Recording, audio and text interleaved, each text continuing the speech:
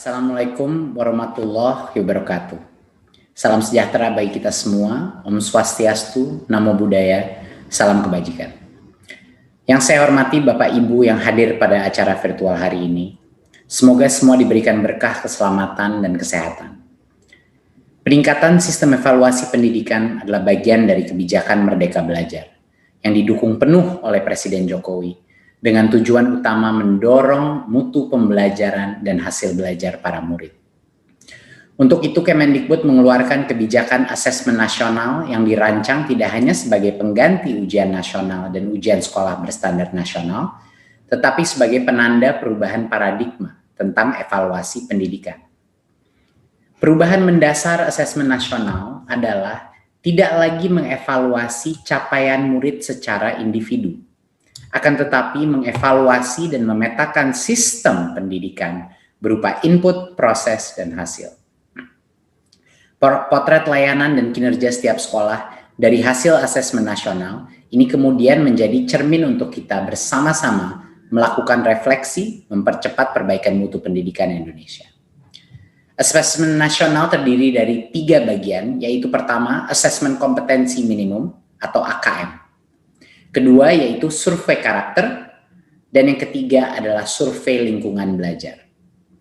Asesmen kompetensi minimum atau AKM dirancang untuk mengukur capaian murid dari hasil belajar kognitif yaitu literasi dan numerasi.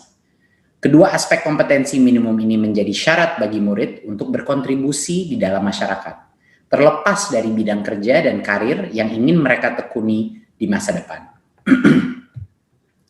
Fokus kepada kemampuan literasi dan numerasi tidak kemudian mengecilkan arti penting mata pelajaran, karena justru membantu murid mempelajari bidang ilmu lain, terutama untuk berpikir dan mencerna informasi dalam bentuk tertulis dan dalam bentuk angka atau secara kuantitatif.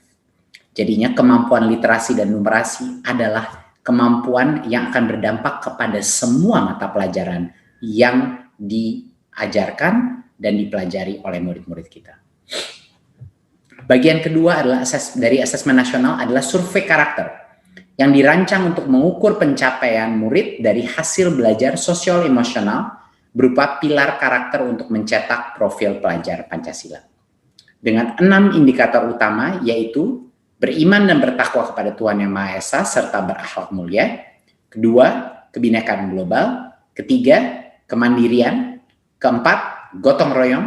Kelima, bernalar kritis. Dan yang keenam, kreativitas. Bagian ketiga dari asesmen nasional adalah survei lingkungan belajar untuk mengevaluasi dan memetakan aspek pendukung kualitas pembelajaran di lingkungan sekolah. Asesmen nasional pada tahun 2021 dilakukan sebagai pemetaan dasar, baseline, dari kualitas pendidikan yang nyata di lapangan. Sehingga tidak ada konsekuensi bagi sekolah maupun murid. Kemendikbud juga akan membantu sekolah dan dinas pendidikan dengan cara menyediakan laporan hasil asesmen yang menjelaskan profil, kekuatan, dan area perbaikan di tiap sekolah dan daerah.